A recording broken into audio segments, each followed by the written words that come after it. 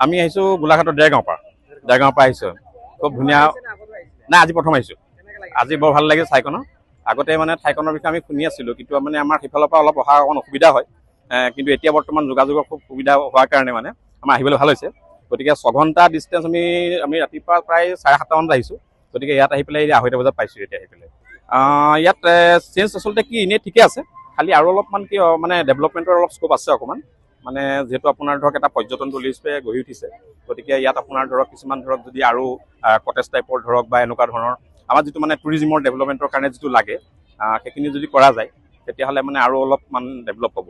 হয়, অকণমান সেইটো তেনেকুৱা অকণমান অলপ অসুবিধা দেখিছোঁ বাৰু, অলপ দেখিছোঁ। আপোনাৰ মানে মই আহোঁতে অলপ পৰ্যটকক দেখিছোঁ তেনেকুৱা মহিলাসকলৰ ক্ষেত্ৰত অকণমান তেনেকুৱা 2-এটা অলপ সুবিধা আছে। গতিকে কিছুমান অলপ টয়লেটৰ যদি অলপ ঠায়ে যদি তেনেকুৱা হেৰি কৰা যায় তেতিয়া অলপ ভাল হ'ব, অলপ সুবিধা কৰি দিলে। গতিকে এইখিনি এনেই বাকীখিনি ঠিকে আছে। চিকিউৰিটিৰ ক্ষেত্ৰতো ভালেই দেখিছোঁ, কাৰণ আগতে আপোনাৰ ধৰক এইটো খুব খোলা আছিলে, কোনো চিকিউৰিটি নাছিলে। এতিয়া বেৰিকেড মাৰি দিয়াৰ পিছত ধৰক অলপ খিলখিলিলৈ যাব লগা মানে যাব পৰা নাই। গতিকে অলপমান দুৰ্ঘটনাৰ পৰা ৰক্ষা পৰি আছে। গতিকে সেইটো এটা খুব ভাল ষ্টেপ এটা দেখিছোঁ।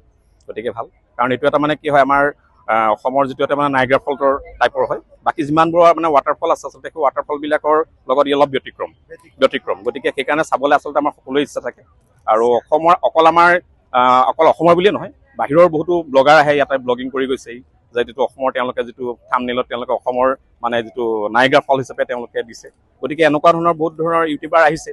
গতিকে তেওঁলোকৰ পৰা এই ফলটোৰ মানে বিষয়ে বাকীবিলাকে গম পাইছে, অসম নালাগে বাহিৰৰ মানুহখিনিও গম পাইছে। গতিকে ভৱিষ্যতে মানে আৰু পৰ্যটক অহাৰ ইয়াত বহুত স্কোপ আছে। গতিকে আৰু অৰ্গেনাইজ টাইপত যদি কৰা যায়, গতিকে এইটো যদি আমাৰ ডিমা হাছাও প্ৰশাসনে যদি এইটো আৰু অলপ ষ্টেপ লয় ইয়াৰ ক্ষেত্ৰত মানে ডেভেলপমেণ্টৰ কাৰণে আৰু স্কোপ আছে। কিন্তু পিকনিক খাইছোঁ আৰু হৈ আছে পিকনিক বনি আছে। মানে এই জায়গাখিনিত কিবা যদি চেঞ্জ কৰিব লগা হয় কি চেঞ্জ কৰিব বিচাৰিব? বৰ্তমান ঠিকে আছে, মানে এইখিনি অকমান লাগিছিলে আৰু ওচৰৰ পৰা চাবলৈ মন গৈছিলে আকৌ। লংকাৰ পৰা আহিছোঁ মোৰ ফেমিলি লৈ পেলাই,